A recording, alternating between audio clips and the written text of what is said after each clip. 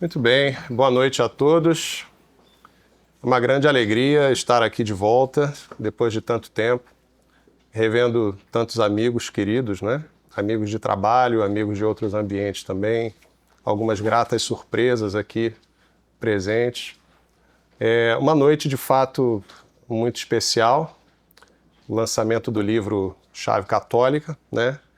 E o título da palestra é Em Busca da Identidade Católica Perdida, que, em conversa com o Isaac, precisávamos definir um tema, e esse tema já tinha sido usado em outros momentos meus, e eu acho que ele era bem oportuno porque sintetiza o próprio projeto do programa, né? Em face do mundo que nós estamos vivendo. Mas antes de entrar na matéria propriamente dita, eu gostaria de começar citando uma passagem do grande autor católico, apologeta, Gustavo Corsão, né, fundador da Permanência. No seu primeiro livro, A Descoberta do Outro, tem uma passagem que ele diz o seguinte: os psicólogos que se esforçam por meter a fé entre seus fenômenos imaginam que vivemos duvidando de Deus em cada minuto e que a resultante exterior depende de uma vitória interior da vontade sobre a inteligência. Se um de nós lhe disser ao psicólogo que passamos nossa pobre vida sem duvidar um só minuto, ele pensará que estamos nos gabando. Mas não estamos. Ao contrário, estamos gemendo sob o peso de uma cruz. Estamos carregando um mistério, uma objetividade que nos excede. E nossas tristes obras vão saindo com marcas de iniquidade. É nessa desproporção que reside a verdadeira tragédia da vida cristã. Né? Fiz questão de abrir com essa bela passagem, porque a nossa obra é uma obra relativamente modesta. Como foi apresentado, ela é uma transcrição dos episódios. Eu diria que o grosso do trabalho foi feito na elaboração dos episódios Chave Católica. No entanto, ao colocar a mão na massa para preparar o livro, eu descobri que o buraco era um pouquinho mais embaixo, porque na falta das imagens a gente precisa completar as informações. Então foi um trabalho bastante árduo, né? No final, salvo engano, fechamos com 475 notas de rodapé, entre referências, notas explicativas, esclarecimentos de algumas passagens, contextualizações. Mas mais do que isso, o texto foi adaptado para a leitura, né? Uma coisa é o que a gente escreve para gravar, e os episódios são todos lidos no momento da gravação, né? Nós usamos um teleprompter.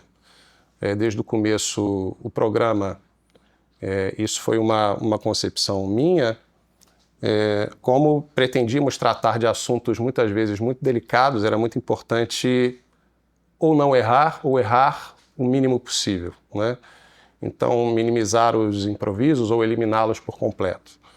Então, o grosso do trabalho já havia sido feito, mas esse também foi um novo trabalho muito interessante de ser feito também, e em que pese ser, como eu disse, uma obra modesta, no entanto, envolve muitos participantes e o suficiente para que eu comece por alguns agradecimentos, né?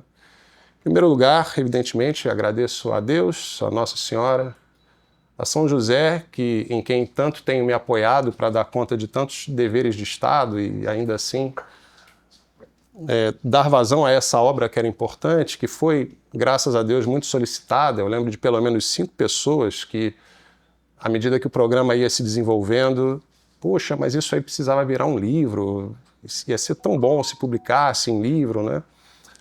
O principal entusiasta, e talvez um dos primeiros, foi o professor Sidney Silveira, né? Que inclusive está no nosso primeiro professor aqui no São Dom Bosco e que está no nosso documentário Porque Lutamos. Reitero a exortação do Bruno, quem ainda não assistiu, por favor, assista, gratuitamente disponível no YouTube, né? Mas então, agradecendo a Deus, a Nossa Senhora, a São José, a todos os anjos e santos, agradeço também a meus pais, em especial a minha mãe, falecida no ano passado. Creio que ela estaria muito feliz com o lançamento dessa obra. A minha esposa, sustentáculo do nosso lar, nossos filhos, que são nossa alegria, nossos tesouros. Aqui no CDB agradeço ao nosso presidente Álvaro Mendes, nosso vice-presidente Bruno, nosso diretor-geral Elisberto, né? Primeiro pela condução do CDB, segundo pela confiança nesse projeto. Foi um projeto que teve a sua dificuldade inicial para engrenar, para a gente achar o ponto das coisas, né? No entanto, foram perseverantes, tiveram paciência, graças a Deus, e a coisa assim pôde florescer. Quanto à produção do programa, um agradecimento especial ao Isaac. Isaac estava lá comigo quando era tudo mato ainda, né? Tudo começando. Hoje já não está mais assim tão a miúde conosco na parte de produção de vídeo. Também o Afonso, né, nosso cinegrafista. O Lailson está ali agora gravando, atualmente acompanha. O Danton, na parte de produção, né, de edição do vídeo, o Yuri, o Danton, o Rafael também, né? O Rafael participou na concepção, deu a concepção visual do programa, né? A identidade visual do programa. Então são muitas mãos envolvidas, né? Ainda um agradecimento importante com relação ao nosso corpo de gestão, meu amigo Eugênio, foi por ele que eu cheguei no CDB, afinal de contas, né? Lá em 2016 foi o contato dele que quando eu ouvi falar de um tal Centro Dom Bosco, fui buscar no Google onde era, caía num reformatório lá na Ilha do Governador. Eu falei, eu acho que não é aqui. Ainda não tínhamos o endereço catalogado na Praça Olavo Bilac, ali na Uruguaiana. E aí eu, por Messenger, cheguei primeiro no Eugênio. O Eugênio me orientou direitinho como é que chegava, então foi a porta por onde eu cheguei. Em boa parte a culpa por isso aqui é dele. E com relação ao livro, né, agradeço ao nosso coordenador editorial, que é o Elisberto, ao Matheus, diagramador do livro, né, com quem eu divido sala aqui, trabalhando, agora não mais cotidianamente, mas fez um belo trabalho de diagramação. O pessoal da arte, né, o Arthur, enfim, toda a nossa equipe de audiovisual, de arte, de edição, são muitos nomes para colocar todos, enfim. Em todos esses que eu mencionei, eu agradeço através deles por todos, né? Por todo o trabalho aqui empregado. E é uma alegria que esse livro tenha saído, né? Atrasou um pouquinho, havia uma expectativa que ele já tivesse sido lançado. Felizmente saiu agora. E, em busca da identidade católica perdida, toda a essência do programa, como eu dizia, está nisso, né? Eu aqui, na apresentação do livro, conto um pouquinho essa história, ou melhor, no prefácio, né? Eu digo que esse livro nasceu de um programa, e o programa de uma demissão. Professor é aquele que professa a verdade sobre algum aspecto da realidade, mas a descristianização do mundo exige dos profissionais da verdade a submissão, mais ou menos sutil, mais ou menos truculenta, ao status quo de agendas tão libertárias quanto anti-humanas, sedutoras em seu falso apelo de liberdade e aparente solidez lógica, mas que a todos impõem, pouco a pouco, o embotamento da inteligência, a corrupção do coração, a perda da alma e uma espécie de loucura social generalizada. O programa Chave Católica surgiu de um oportuno exemplo real desse tipo de pressão, a dispensa de um professor por ousar apresentar a seus alunos adolescentes a possível harmonia do mundo em torno da lei natural. Então, graças a essa intolerância dos tolerantes, nasceu o Chave Católica, né? E com isso não vai nenhum ressentimento. Eu conversava com amigos aqui, eu já falei desse assunto numa outra exposição. Eu sou muito grato, muitíssimo grato, verdadeiramente grato à instituição que me empregou por quase 20 anos. E penso mesmo que, como diz Santo Agostinho, né, Deus não é nem direta nem indiretamente responsável pelo mal no mundo, mas se o permite é porque é soberanamente bom para do mal tirar sempre um bem maior. Nada disso tivesse acontecido e não teríamos, enfim, aquela ideia que já estava em germe, né? Não haveria o tempo disponível para isso. Então eu sou grato verdadeiramente, não só pela minha vida anterior na instituição, como claro que foi difícil, né? Mas penso que os frutos têm têm sido muito bons. O nosso programa, felizmente, foi muito bem recebido, né? Fez aí uma audiência bastante fiel. E estamos agora para lançar o 45º episódio. No ano de 2024 foram 36 episódios, dos quais 33 estão aqui reunidos, né? Queira Deus, quem sabe, a depender do êxito do livro, faremos aí um próximo volume posterior com uma continuação, né? E antes de entrar mais a fundo no tema, né, a minha intenção aqui é passar um pouquinho, fazer uma rememória do que nós já fizemos no Chave Católica dentro desse tempo, né? O programa, isso que eu dizia, aconteceu em 2023, esse evento, né? Foi no meio de 2023, que eu me vi subitamente sem um emprego e com um tempo sobrando e algumas outras preocupações. Então eu pude estreitar ainda mais as minhas relações com o Senhor Dom Bosco. Naquela altura eu já era membro do conselho. E aí em 2024, nós firmamos isso para valer em outubro de 2023 e em 2024 começaram a sair os primeiros materiais, né? E aí, um pouco ainda antes de entrar no mérito do livro, já que o título dessa exposição é Em Busca da Identidade Católica Perdida, né? Com a licença do professor Marco Antônio, nosso catequista que está aqui presente, né? Convém a gente traçar algumas definições. Então, começando por identidade católica, né? Porque hoje em dia há algumas expressões que se consolidaram bastante. Católico de IBGE, católico cultural, católico jujuba, entre outras coisas, né? Tudo isso para dizer que o catolicismo de algum modo se diluiu e, no geral, as pessoas que frequentam as paróquias parecem demonstrar um conhecimento muito baixo da fé que professam. E, evidentemente, isso se reflete no seu estilo de vida, né? Então, o que mais acontece hoje é nós termos pessoas que são batizadas, que até buscam estabelecer, com sinceridade, eu não duvido disso, uma vida religiosa, mas que, no mais das vezes, por ignorância mesmo da doutrina católica, não têm identidade católica. Não sabem o que é ser católico de verdade.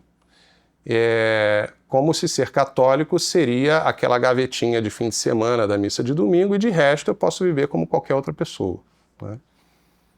Então o programa ele nasce de uma inquietação diante disso. Claro que isso tem a ver, claro que isso reflete a nossa trajetória do Centro Dom Bosco enquanto instituição e minha, pessoalmente, de perceber quanto é difícil, à medida que nós vamos acordando para essas coisas, fazer os ajustes da nossa vida para viver como o Nosso Senhor quer.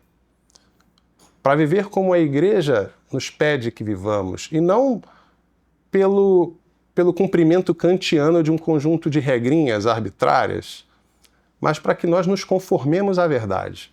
E para que, nos conformando à verdade, nós amemos cada vez menos indignamente a Nosso Senhor Jesus Cristo e cumpramos o nosso fim último, aquele a que todos somos chamados, que é a união eterna com Ele na glória do céu, né? A máxima felicidade que nós podemos desejar. Também conversava com os amigos ali, até amigos de profissão, né? Eu sou professor de física, lido com ensino de ciências.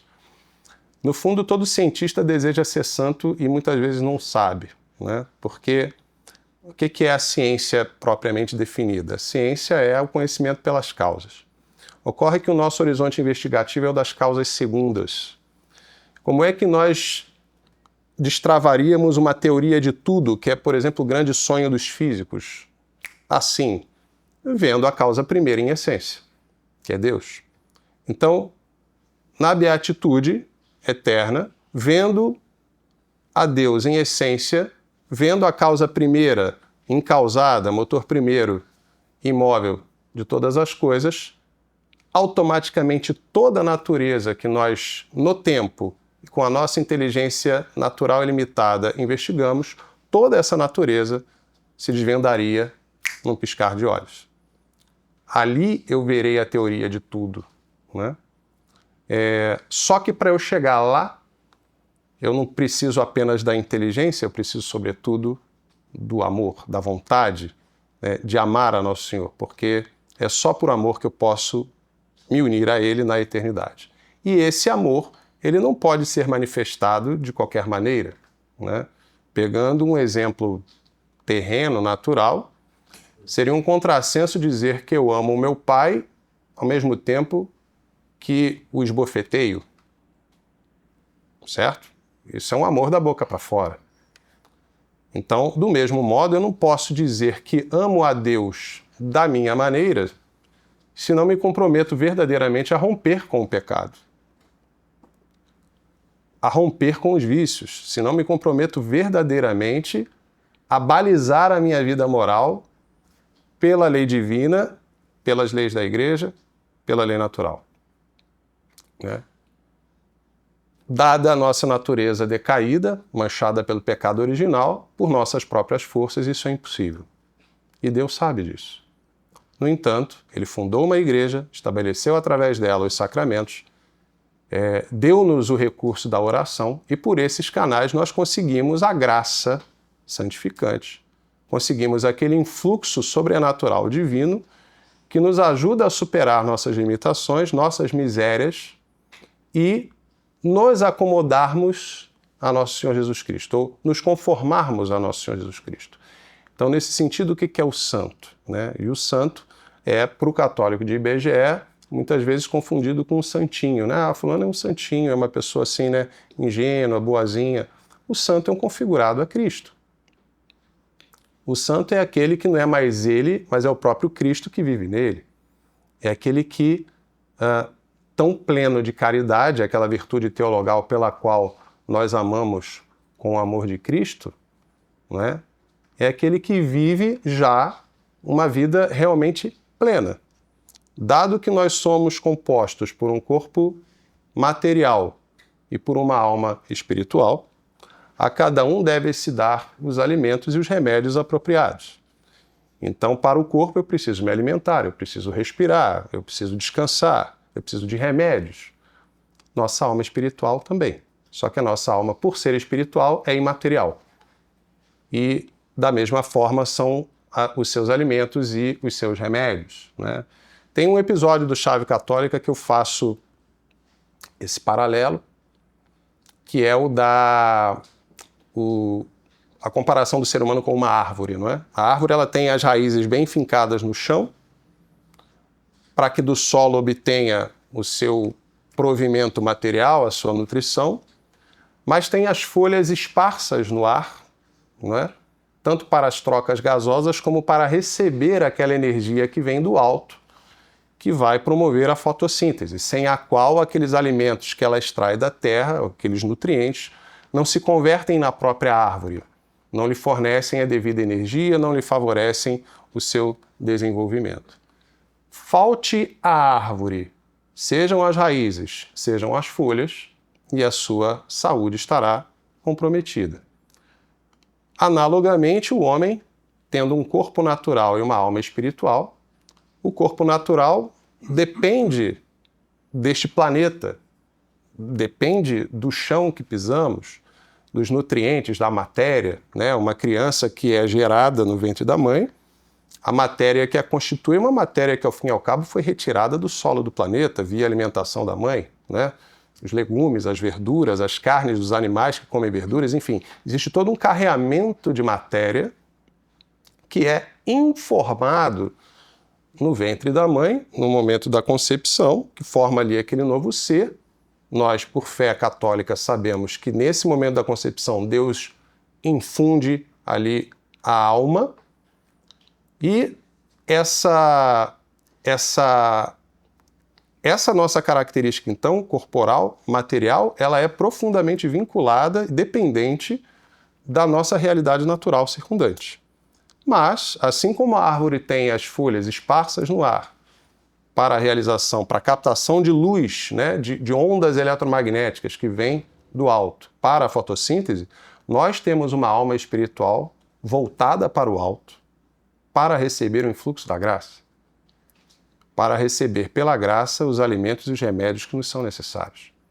De modo que a antropologia que fundamenta toda a visão de mundo contemporânea é uma antropologia manca, né? Deficiente, porque negligencia esse aspecto fundamental. Eu não tenho como ser um homem pleno se eu não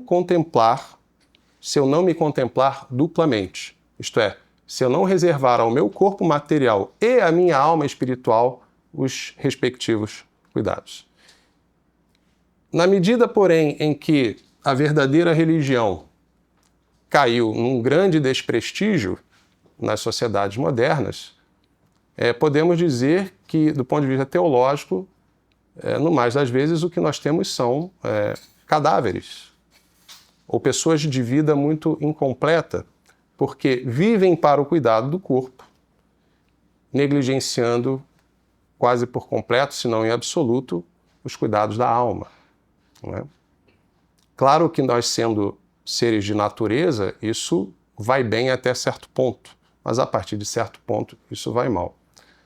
Conversávamos também ali entre amigos, né, uma dúvida frequente. Caso concreto, a pessoa está hospitalizada e aí forma-se toda uma corrente de orações por aquela pessoa, pela recuperação dela, e a pessoa vai e morre, né? E aí é possível que algumas pessoas se decepcionem, né? Mas então não serviu de nada, a oração não serviu de nada. Bom, a morte do corpo sempre será um absurdo se nós não considerarmos a antropologia integral verdadeira do homem.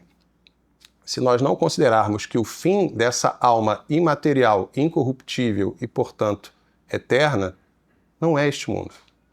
Então, se o objeto, se a finalidade da nossa oração era preservar a vida corpórea dessa pessoa a qualquer custo, bom, diríamos que essa oração está, no mínimo, mal calibrada, né?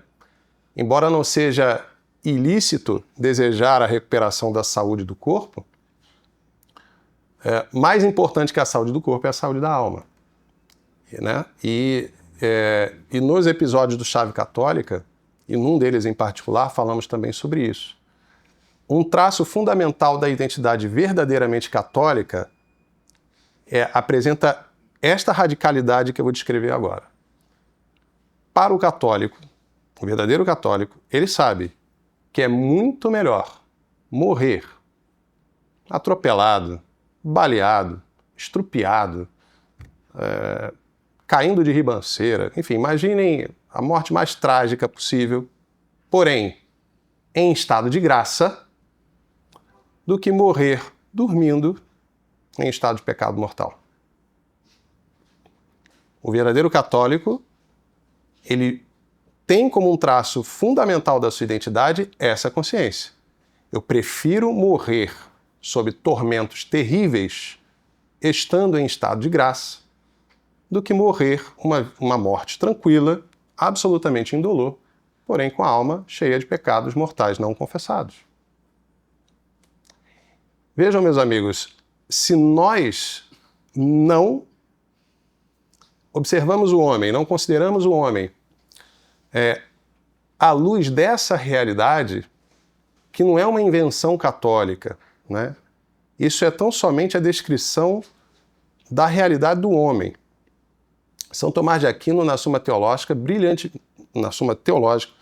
brilhantemente vai demonstrar por que a alma humana tem que ser imaterial. Ela tem que ser imaterial em função do modo como ela conhece. Uma alma que é capaz de abstrair a essência das coisas a partir dos dados dos sentidos, isto é, uma alma que é capaz de atravessar a barreira sensível da informação dos sentidos e alcançar a essência imaterial da coisa, ela tem que ser uma alma imaterial. Porque se ela fosse material, ela seria bloqueada pelo horizonte material dessa informação. O exemplo que ele dá é o do olho. Qual é o objeto da visão? Ou melhor, do olho não, da visão. Qual é o objeto da visão? É a cor. né? Nós enxergamos a diversidade de cenas, de contrastes do mundo pelas diferenças de cor. O objeto da visão é a cor. Ora, a visão não operaria adequadamente se ela tivesse, por exemplo, digamos que a pessoa está padecendo de um mal provisório, que é a visão dela fica avermelhada. Tudo que ela vê meio vermelho. Eu mesmo tenho um problema desse, que de vez em quando me acomete, uma liberação de um fluido entre as camadas da retina, que coloca no meio da visão de um dos meus olhos uma mancha meio âmbar, meio cor de garrafa de cerveja, né? E por onde quer que eu olhe, aquela mancha acompanhe. Bom, claro está que isso é uma anomalia da visão. Por que é uma anomalia da visão? Por que ela não está operando adequadamente? Porque a visão passou a apresentar como característica sua o objeto da sua operação. Então a visão enquanto tal, se o objeto dela é a cor, ela não pode ter cor alguma, porque ela vai contaminar a sua operação ou vai prejudicar a sua informação, e se eu naquele problema vejo tem uma mancha âmbar na visão, tudo me parecerá âmbar e eu não conseguirei discernir as cores, né? Então o Santo Tomás de Aquino diz, olha, de modo que, para que opere adequadamente, a visão não pode ter a cor, que é o seu objeto, né? Do mesmo modo, uma inteligência que consegue alcançar a essência ao fundo de tudo que é material, ela não poderia ser, entre aspas, contaminada com a matéria. Ela não poderia ter o bloqueio da matéria, porque isso automaticamente prejudicaria a sua operação. Quando eu falo de essência das coisas, é olhar para esse exemplar de copo e daqui extrair a essência de copo. E aí, tendo visto um, eu já sei reconhecer copo em todo lugar. Os cães não são assim. Os macacos não são assim. Eles não têm essa capacidade abstrativa, né? A alma deles, eles têm uma alma, mas é uma alma material, não uma alma imaterial. De modo que não batizamos cachorros, nem gatos, nem bebês reborn, né? Não se pode batizar quem não tem uma alma imaterial, né? Uma alma espiritual, certo? Então, se nós não resgatamos essa antropologia íntegra, né? Fundamental, quando nos debruçamos sobre o homem, nós sempre entenderemos o homem errado. E ele jamais alcançará o caminho da sua felicidade, da felicidade que ele tanto anseia, não é? Então ele vai substituir o seu fim último a que é chamado, que é a contemplação da verdade na glória eterna, a visão beatífica de Deus. Ele vai substituir esse fim último por fins secundários, por falsos fins em si mesmos. Ele vai eleger, digamos, o prazer sexual como ideal de vida, né? Ora, por óbvio, o prazer sexual não pode ser um fim em si mesmo, uma vez que ele se ordena à procriação, né? Santo Agostinho vai dizer isso, Santo Tomás de Aquino vai confirmar.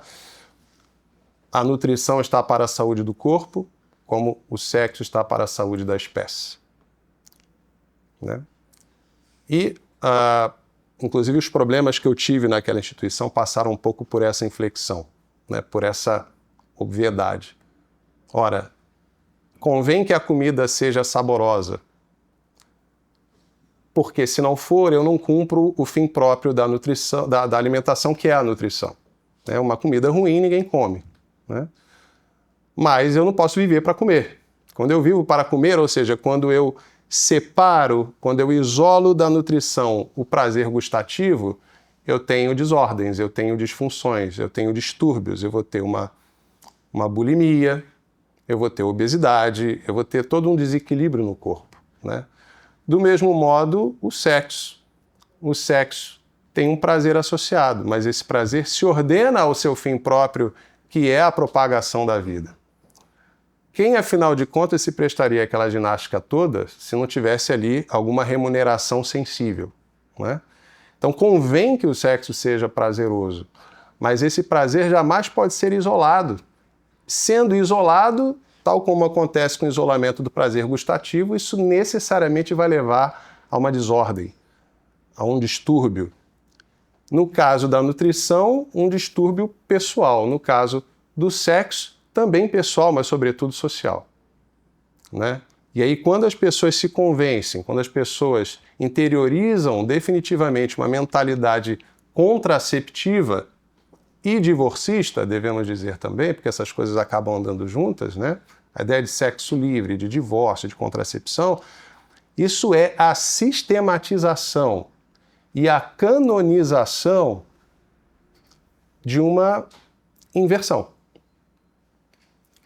E essa sistematização de uma desordem, ela só pode levar a uma doença social.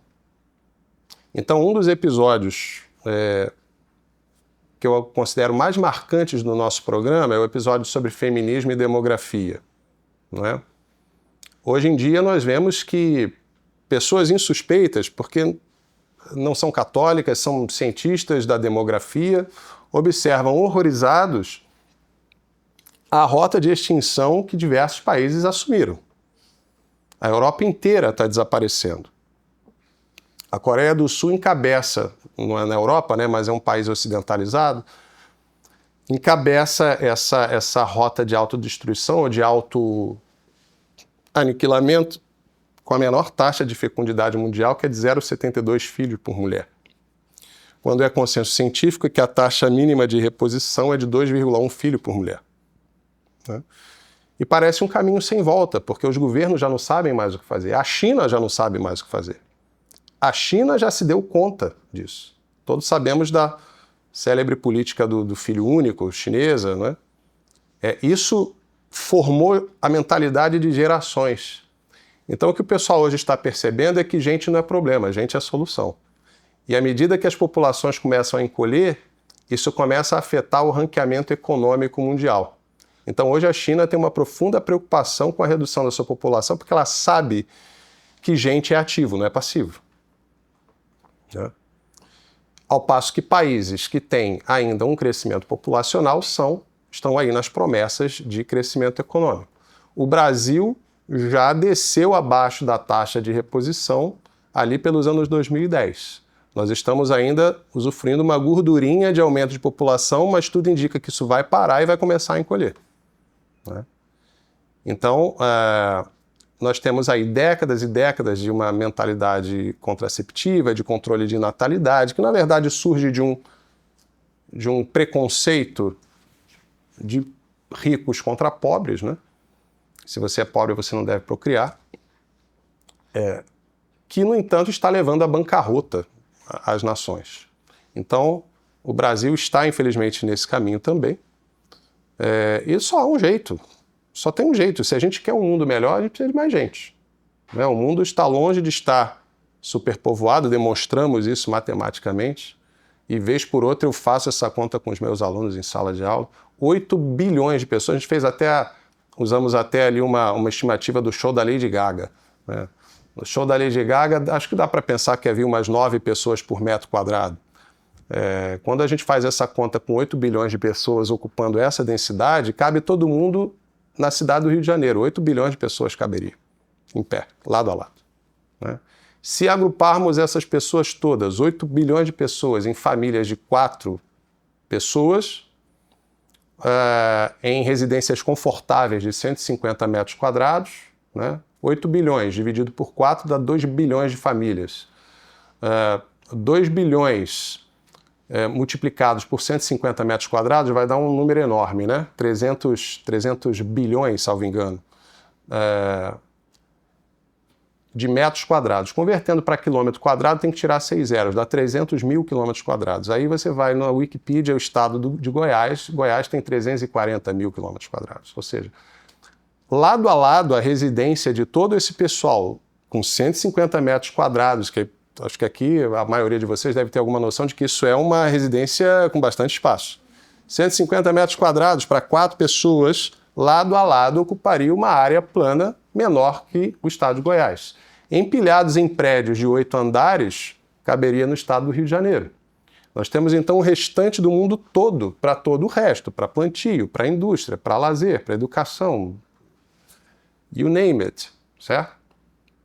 Então, é uma falácia que o mundo está superpopuloso e autoridades insuspeitas já perceberam isso, né?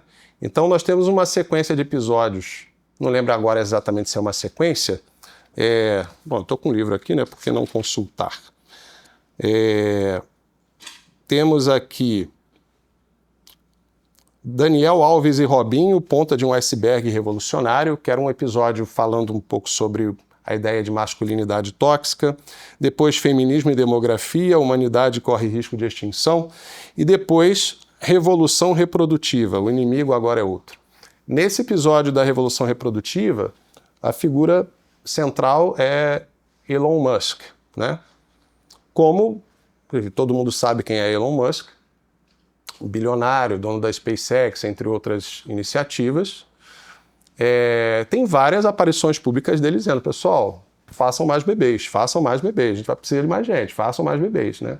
O problema é que a solução que ele parece dar para isso, testemunhando com a própria vida, não é uma solução que vai resolver, né? Porque o próprio Elon Musk, acho que tem uns 10 filhos, mas do modo mais heterodoxo possível, né? Com mulheres diferentes, com fertilização in vitro, com não sei o quê, enfim. Então, se a revolução sexual é a separação entre prazer sexual e procriação, a revolução reprodutiva é a separação entre procriação e família, né? Então, a figura tradicional do pai e da mãe biológicos, que além de biológicos são também afetivos, né? São figuras afetivas, figuras ali de subsistência, eu posso terceirizar essas funções. Então, a mulher, por conta dos desconfortos da gravidez, pode optar por uma barriga de aluguel para ela, né, afinal de contas, não destruir o corpo dela, né, assim que fala, né, não padecer os inconvenientes da gestação, né? Claro que com isso nós jogamos fora todo aquele combo que Deus tão amorosa e perfeitamente nos proporciona, que é o da experiência completa da maternidade e da parte do homem da paternidade. Porque todos esses desafios, todas essas dores, todas essas dificuldades, são nelas que nós nos treinamos nas virtudes, né? E colaborando então com a graça de Deus, nos elevamos de nossa miséria e progredimos no nosso caminho de santificação e de salvação. Então, tudo isso nós fomos abordando nesses episódios do nosso programa, né?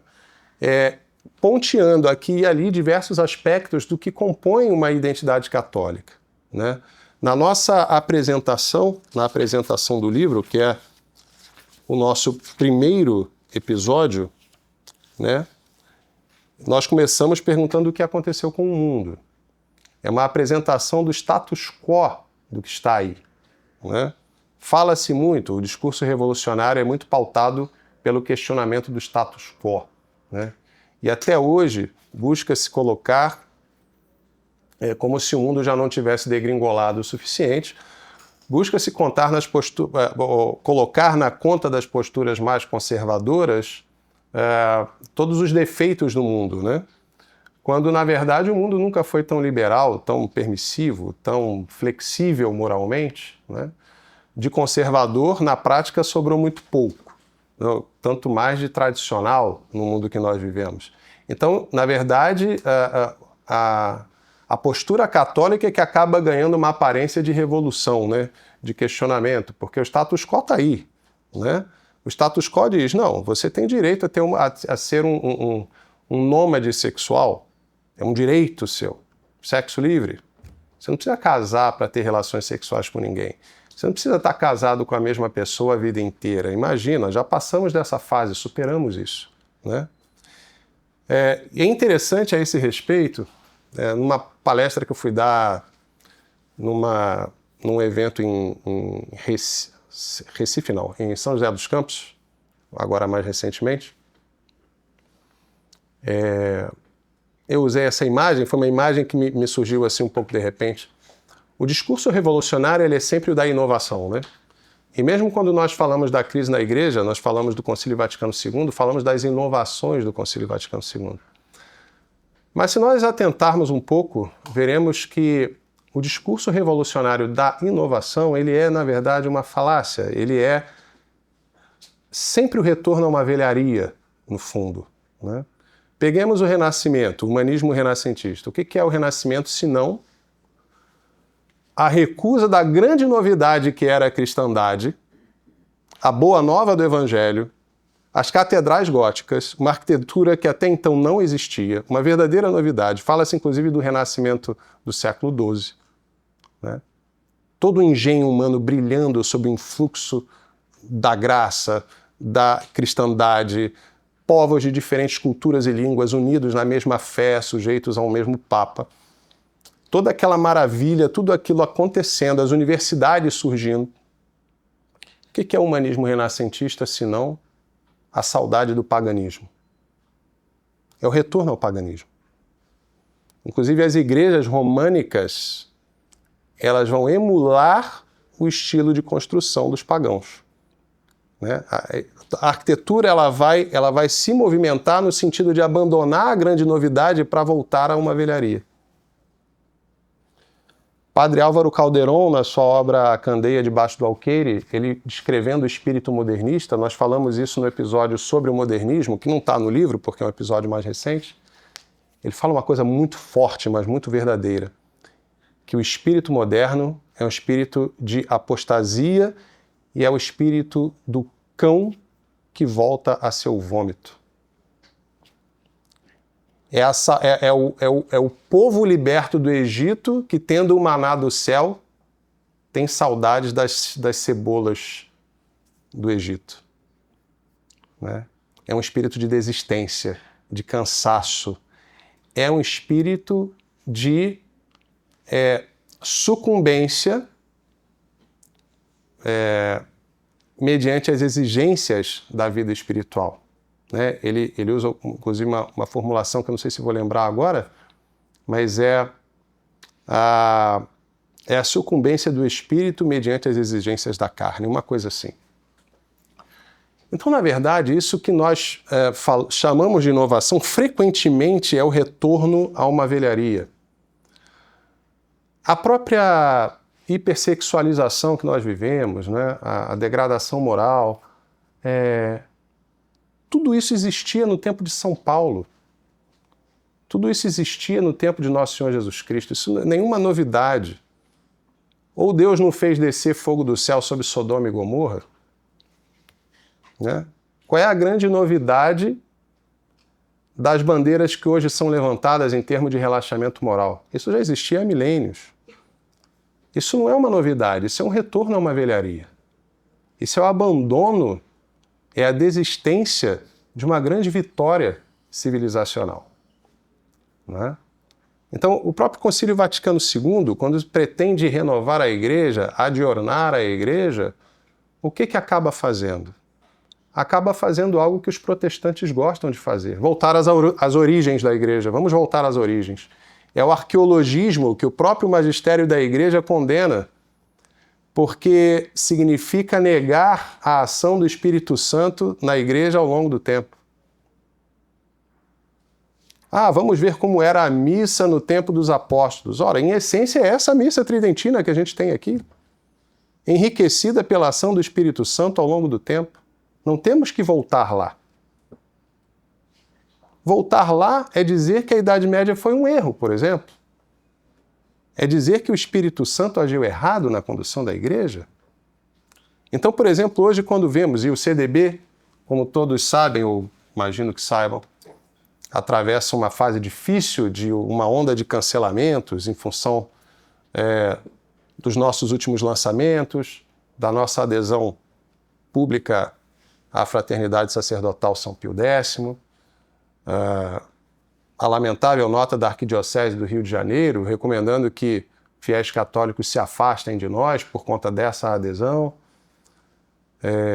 Nosso documentário está lá mostrando a razão de tudo isso. De certo modo, nós fomos empurrados para essa condição, porque quisemos ser católicos e a hierarquia católica não deixou. A hierarquia eclesiástica não deixou. Querendo viver a fé, querendo esse alimento, querendo a chave da ciência, nós não a recebemos. Fomos encontrar naqueles que a preservam. Então, quando E hoje o combate ele se encontra numa nova etapa, numa nova fase.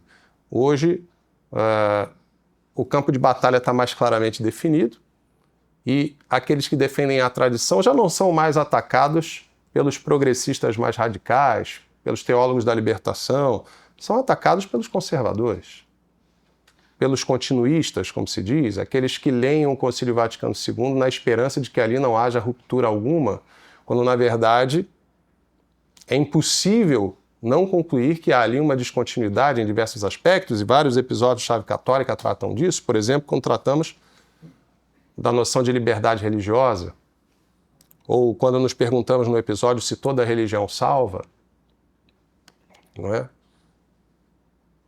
Então, hoje nós estamos sob ataque dos conservadores, dos continuistas, daqueles que olham o Concílio Vaticano II e nos exigem uma boa vontade hermenêutica, que ele seja lido à luz da tradição. Qual tradição? Aquela que ninguém mais conhece porque não é mais ensinada? Então o catecismo, o simples catecismo, vira matéria de teólogos. Se para eu entender claramente o que diz um catecismo, eu preciso saber toda uma tradição que não está ali, então eu preciso ser um teólogo para me tornar católico. E isso é o mais profundo desvirtuamento de uma coisa chamada catecismo. O catecismo tem que ser simples, direto, objetivo. As verdades de fé têm que estar ali claramente apontadas, determinadas, sem dúvida. Quando eu preciso de 1000 explicações para entender à luz da tradição o que o catecismo está dizendo, então eu preciso ter um teólogo aqui do meu lado para eu aprender a doutrina. Certo? Eu elitizo, vejam, a pretexto de se querer popularizar a igreja, eu elitizo a doutrina, concedendo aqui que com esse suporte de um teólogo eu conseguiria chegar no entendimento correto da doutrina. Suponhamos que assim seja. Mas eu elitizo o acesso ao básico da doutrina. Óbvio que há um contrassenso nisso aí. Não é? Então, os argumentos mais estapafúrdios nos são lançados quando nós defendemos a tradição. Por exemplo, esse argumento foi repetido recentemente por um detrator nosso nas redes sociais, né? Como se nós, defendendo a tradição de sempre da igreja, a missa de sempre, a missa tradicional, como se nós estivéssemos acusando a missa de Paulo VI, a missa nova, as reformas litúrgicas, a reforma litúrgica, as reformas conciliares, como se nós estivéssemos apontando para isso e acusando com isso que a igreja poderia ter contribuído com algo para, ou instituído algo para prejudicar ou reduzir a fé. E para falarem isso se baseiam numa bula do século XVIII, bula Auctorem Fidei, emitida por Pio VI, salvo engano, contra os participantes do Sínodo de Pistoia. E aí esse pessoal conservador, continuista, pega isso e joga. Tá vendo aqui, ó? Quando vocês falam o que falam, vocês estão dizendo que o concílio, os papas, enfim, instituíram algo que é contrário à fé, que prejudica a fé e tudo mais. Só que Pio VI não estava se referindo aos tradicionalistas de seu tempo, ele estava se referindo aos inovadores do seu tempo.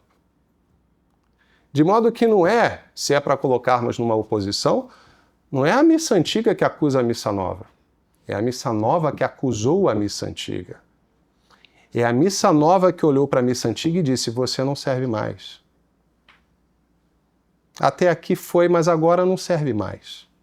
Voltemos às origens, vamos simplificar as coisas. Vamos trocar a oração do ofertório por uma oração judaica de bênção dos alimentos.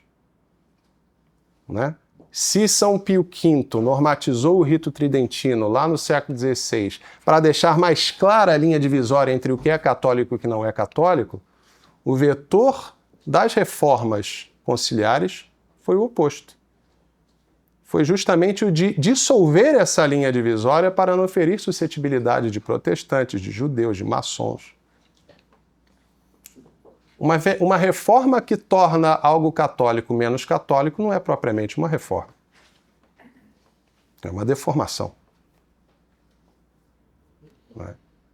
E, no entanto, essas inversões argumentativas, essas inversões falaciosas, são jogadas contra aqueles que defendem a tradição, como se os frutos disso não estivessem aí batendo a nossa porta, não é? E se esfregando na nossa cara, perdão pela expressão. Então, o programa Chave Católica, ele nasce e se desenvolve nesse cenário, num cenário de uma triste inquietação e também de um grande desafio, porque todas essas coisas são muito dolorosas de se tratar, são muito desafiadoras do ponto de vista didático, porque do público que nos assiste, isso vale também para o Centro Dom Bosco como um todo, existem pessoas em diferentes níveis de compreensão desses problemas, né? E que, como se diz, muita água mata a planta, né? É difícil, às vezes, dosar a informação, o modo como essa informação é veiculada para que a pessoa consiga assimilar aquilo apropriadamente. Mas parece-me um fato incontornável que hoje em dia é impossível fazermos evangelização sem tocarmos no ponto da crise da igreja. Porque se nós falarmos aqui, se nós dermos aqui uma catequese tradicional, como a do professor Marco Antônio, e a pessoa assiste na internet, quando ela vai para uma igreja paroquial aleatória, é muito grande a chance de ele ver ali uma série de inconformidades com aqueles ensinamentos. E aí como é que aquilo se ajeita na cabeça da pessoa? Não é?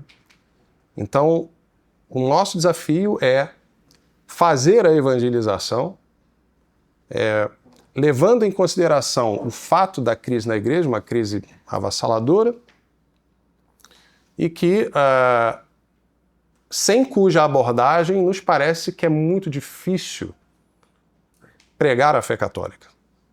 Porque, muito infelizmente, são de grande repercussão as falas dos mais altos prelados, falas desastradas sobre verdades de fé. E o povo fica confuso, não é? Então, retomando um pouquinho a questão da identidade católica, né, eu lá atrás pedi licença ao professor Marco Antônio, Nosso Senhor Jesus Cristo, no Evangelho de São Marcos, capítulo 16, versículo 16, diz: quem crer e for batizado será salvo, mas quem não crer será condenado.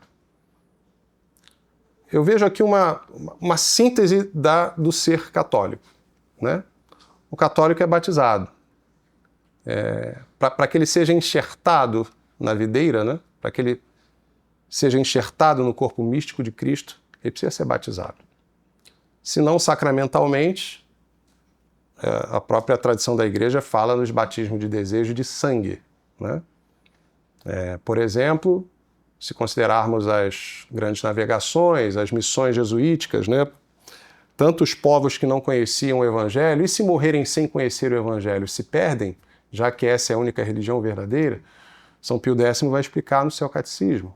Olha, a lei natural está inscrita no coração de todo homem.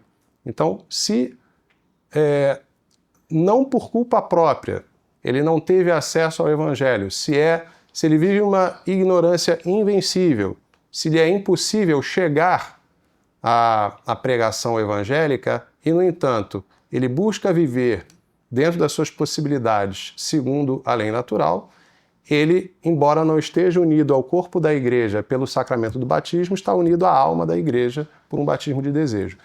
De outro modo, se ele tiver uma tal disposição interior que, conhecendo a verdadeira fé, ele aderiria a ela, então ele pode salvar-se a despeito da falta do seu batismo sacramental.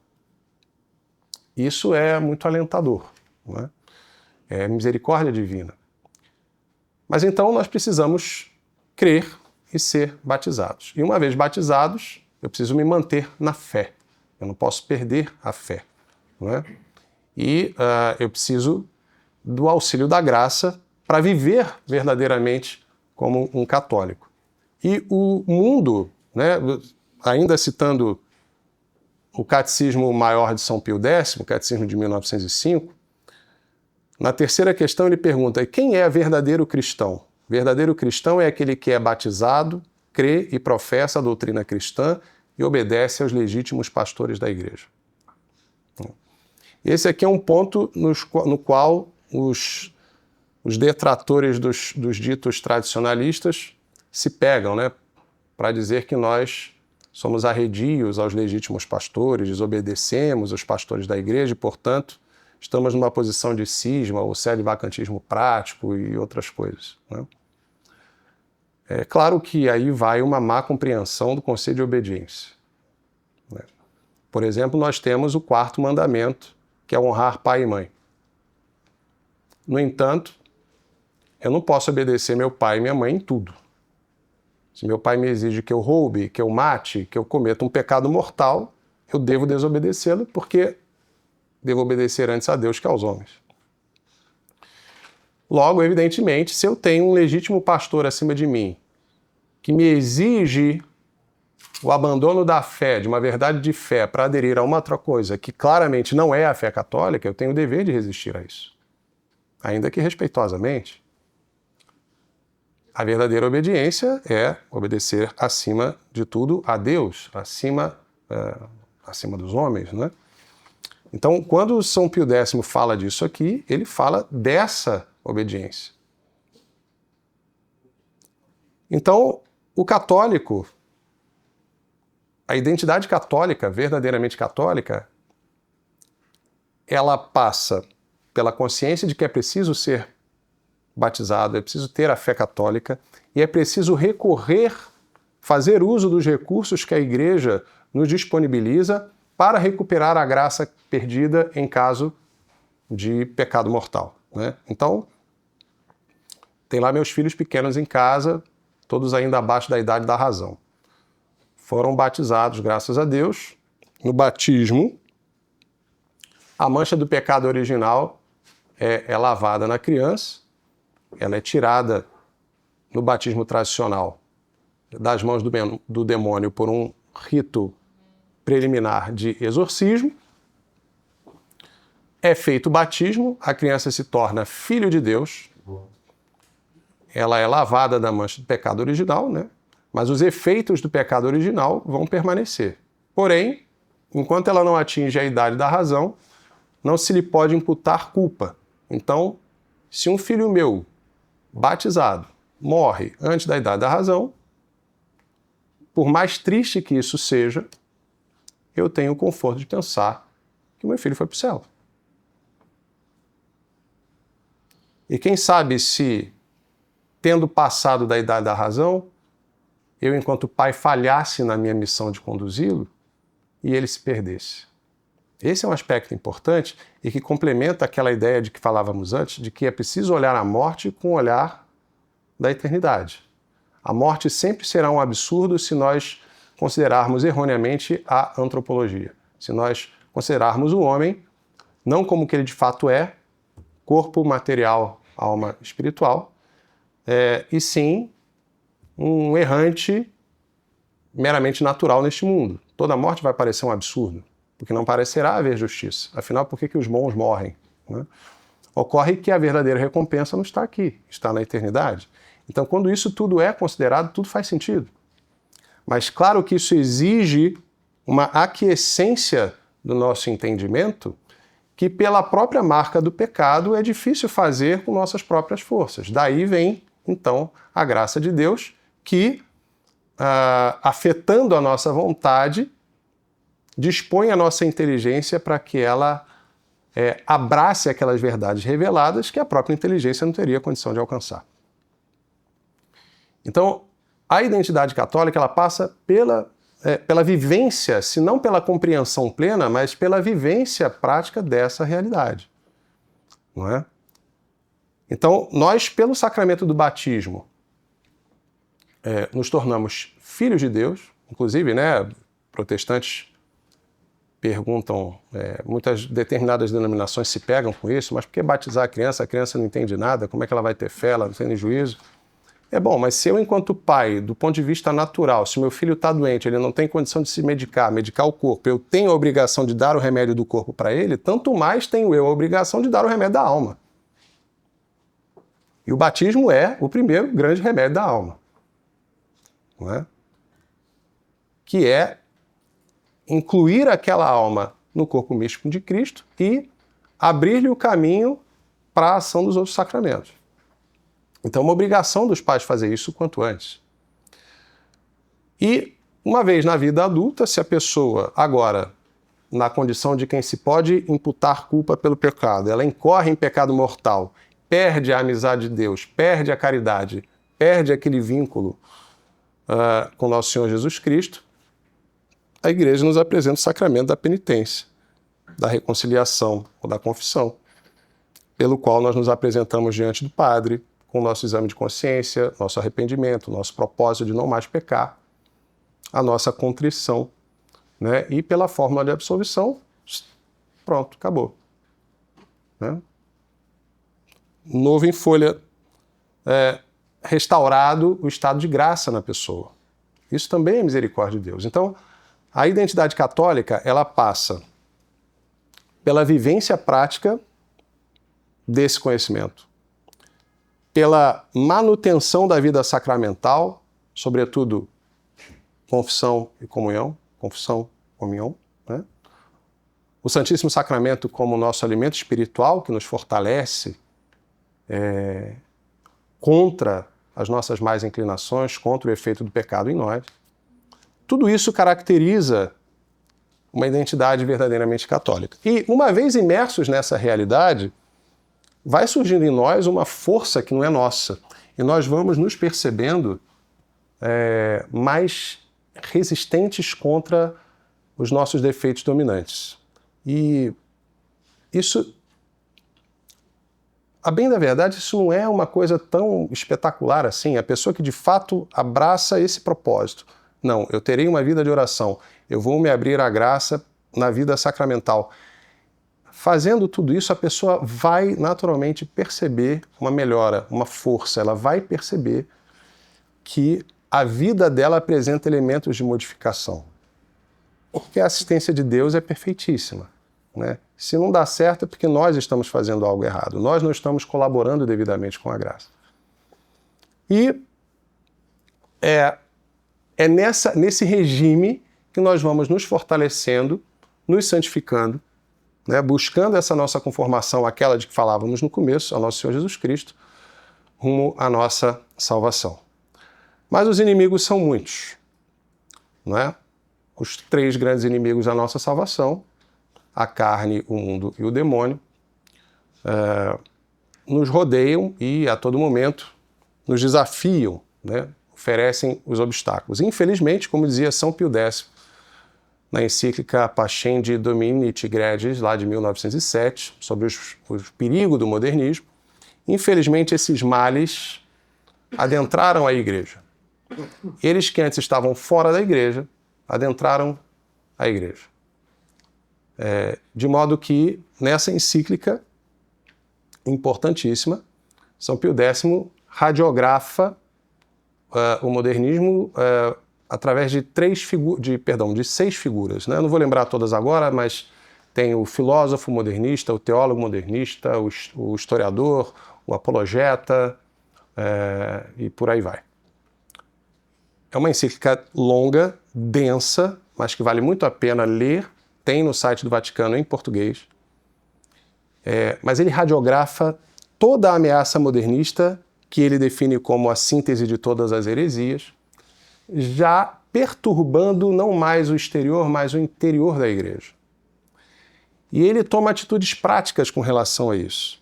Né? Ele estabelece, por meio de um decreto, Sacrorum Antistitum, salvo engano, de 1910, ele estabelece um juramento antimodernista.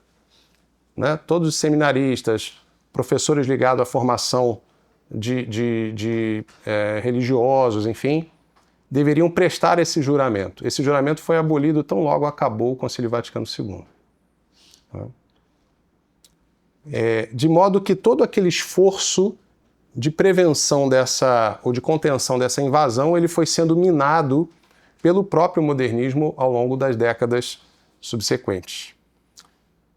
De modo que buscar a identidade católica hoje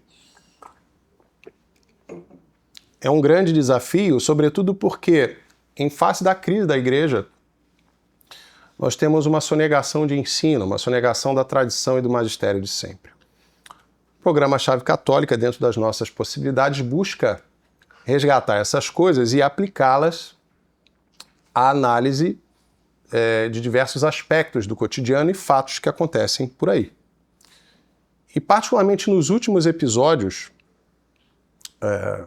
ou melhor, no último episódio, em que nós falamos sobre os desafios do novo Papa, né, nós fomos um pouco mais fundo nessa questão. Né? Ali nós afirmamos que, já tendo afirmado em episódios anteriores que eram flagrantes, né, por confrontos simples de documentos, que eram flagrantes as descontinuidades entre o que a Igreja sempre ensinou e o que passou a ser ensinado, e o que passou a ser ensinado depois do Concílio Vaticano II, nós nos detivemos num documento em particular, que é o documento Nostra Aetate, que é o documento do Concílio Vaticano II, que lida com a relação da Igreja com as religiões não cristãs. E ali o documento trata do budismo, do hinduísmo, do islamismo e do judaísmo. Ocorre-me agora um episódio, o nosso episódio mais célebre do programa foi o episódio o mais visualizado, foi o episódio sobre a série The Chosen. Né? Hoje está com quase 300 mil visualizações. A reação ao episódio foi tamanha que a gente gravou um segundo episódio para comentar os comentários, né? Para radiografar os comentários e identificar ali alguns perfis. E foi muito interessante perceber como a identidade católica se encontra prejudicada entre os fiéis, porque o pessoal, boa parte de quem assistiu e reclamou, se sentiu violado no seu desejo, no seu suposto direito pessoal a livre opinião acima de qualquer coisa, porque nós confrontamos a obra com o ensinamento de nada menos que 4 papas. Então nós apontamos ali Gregório XVI, Pio IX, São Pio X, salvo engano Leão XIII também. Aspectos diferentes envolvidos no ecumenismo daquela obra que, segundo aquele ensinamento de sempre, não poderia sequer ter católicos envolvidos na elaboração daquela obra. E os católicos deveriam rejeitá-la, não deveriam promovê-la. Ah, mas vocês estão exagerando, isso aí é obra de entretenimento, né? Quer dizer, quando o católico chega ao ponto de não considerar que a sua identidade católica inclui a submissão ao magistério contínuo e infalível da Igreja, ele já não tem mais uma identidade plenamente católica. Ele preza mais a própria opinião sobre questões de fé e moral do que o que ensina o magistério da Igreja. É o que eu brinco chamando de sede-vacantismo retroativo, né? Acusam-nos de sede-vacantistas porque oferecemos resistência a certos ensinamentos pós-conciliares. Ocorre que esses ensinamentos, parte deles, para aderir a eles é necessário negar ensinamentos que vieram antes. Logo, está se fazendo aí uma escolha, né? Eu estou preferindo a fidelidade ao magistério de agora em detrimento da fidelidade do magistério de antes. Então, uma espécie de sede-vacantismo é um sede-vacantismo só que retroativo. Olha, aqueles papas lá eu não aceito, só aceito esses papas aqui. Né? Então, nós percebemos esse fenômeno muito claramente no episódio The Chosen. E à medida que os episódios iam progredindo, nós íamos aprofundando nessa questão, até chegarmos nessa questão da relação da Igreja com as outras religiões, particularmente o islamismo e o judaísmo. Né? O islamismo que movimentou muito as redes sociais, quando nós apontamos uma descontinuidade desse ensino, inclusive no próprio catecismo novo, ensinando ali que nós católicos adoramos o mesmo Deus único que os islâmicos, né? Quando, na verdade, os islâmicos não reconhecem a Nosso Senhor Jesus Cristo como segunda pessoa da Santíssima Trindade. Então, nós católicos adoramos o Deus uno e trino. Deus só pode ser uno e trino. Se eu tenho uma religião que professa a afirmação de que nosso Senhor Jesus Cristo não é Deus, então ele não pode adorar o mesmo Deus, né? Enfim, isso disparou uma série de debates, isso não é novo. E isso que se aplica aos muçulmanos, aplica-se também aos judeus, evidentemente, né? E nesse último episódio nós tratamos dessa questão, porque o efeito desse documento, o efeito prático desse documento, foi o de sugerir, e esse me parece o fundo da questão, de que a antiga aliança não foi substituída pela nova aliança, de que ela permanece válida em paralelo com a nova aliança, né? E de fato, quando nós vamos ao parágrafo 121 do Novo Catecismo, está dito lá: o Antigo Testamento é uma parte da Sagrada Escritura de que não se pode prescindir. Os seus livros são divinamente inspirados e conservam um valor permanente, porque a antiga aliança nunca foi revogada.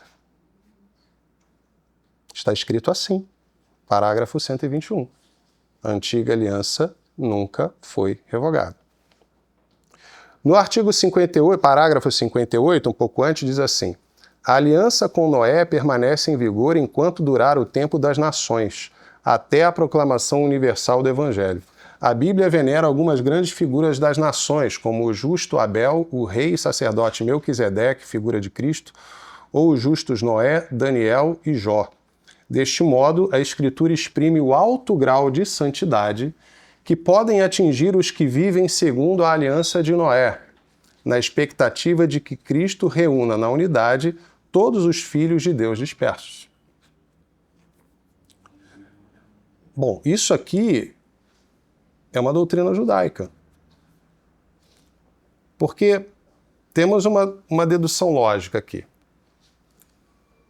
Ou bem, Cristo é o Messias esperado, e a Igreja Católica é o verdadeiro judaísmo, é a verdadeira Israel, é a continuação, ou bem Jesus Cristo não é o Messias, e a antiga aliança não foi revogada, portanto o povo eleito continua eleito.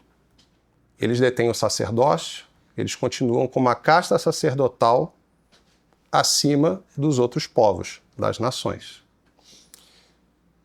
Dentro dessa visão, qual é a saída para os outros povos?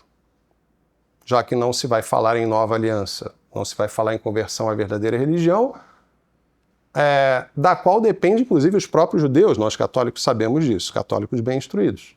Qual é a saída, então, para os gentios? Seguir as leis de Noé, que são 7. A primeira delas é crer em Deus, não sirva a ídolos, ou seja, não cometa idolatria. Nós católicos, na nossa perspectiva, podemos concordar com isso. Só tem um pequeno problema. A idolatria aqui não é na perspectiva católica, é na perspectiva judaica. E na perspectiva judaica, Jesus não é Deus. Logo, adorar a Jesus é adorar um homem. É uma idolatria. Então, se nós aceitamos o nivelamento da antiga aliança com a nova, nós temos aí um grande paradoxo e um problema imenso. Porque a tendência é que a igreja decline da sua missão para servir a uma outra missão que não é a sua. Porque se de fato é assim, então o papel da igreja já não é mais tanto o de enxertar almas na videira que é nosso Senhor Jesus Cristo, e sim de preparar a era messiânica. Eu não sei se vocês compreendem a gravidade disso. Isso é muito grave. A adoção disto aqui é sujeitar a Igreja de Cristo a uma função subalterna de preparação para a vinda de um Messias que ainda não veio. Embora, é claro, a gente não possa dizer que todo o catecismo trate disso. O catecismo vai ter passagens eminentemente católicas sobre a Eucaristia, enfim, sobre outras coisas. O que é um contrassenso, porque é difícil harmonizar essas coisas. Mas, por exemplo, no último episódio de Chave Católica nós tratamos disso. Um dos primeiros atos do novo Papa, Leão XIV, foi escrever a líderes judaicos para ratificar os termos das relações entre católicos e judeus segundo o documento Nostra Aetate, né? Que, para eles, é o reconhecimento da Igreja de que a antiga aliança não foi revogada, de que ela continua em vigor. De fato, o cardeal, deixa eu pegar o nome dele aqui, o cardeal Kurt Koch, presidente do Conselho Vaticano Pontifício para a Promoção da Unidade Cristã, chegou a afirmar o seguinte, que os judeus participam da salvação de Deus é teologicamente inquestionável, mas como isso pode ser possível sem confessar a Cristo explicitamente, é e permanece insondável, é e permanece um mistério divino insondável. Foi um cardeal que falou isso. Quer dizer, olha, está certo, está dado que eles participam da salvação à maneira deles. Leia-se, eles não precisam se converter à fé católica. Como isso é possível sem que confessem a Cristo explicitamente, é um mistério divino insondável, mas está aceito pela hierarquia.